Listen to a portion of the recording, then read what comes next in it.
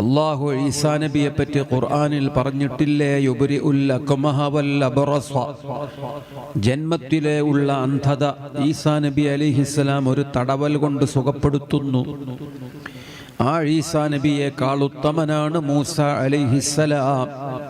അവിടുത്തേക്കാൾ ഉത്തമനാണ് ബഹുമാനപ്പെട്ട ഖലീലുല്ലാഹി ഇബ്രാഹിം അലൈഹിസ്സലാം.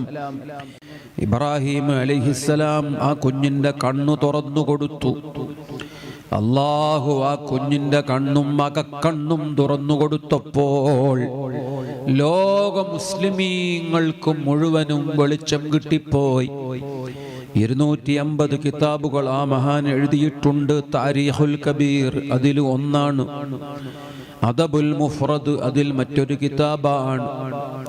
സ്വഹീഹുൽ ബുഖാരി അൽ ജാമിഉസ് സ്വഹീഹ് മാസ്റ്റർ ഫീസാൻ.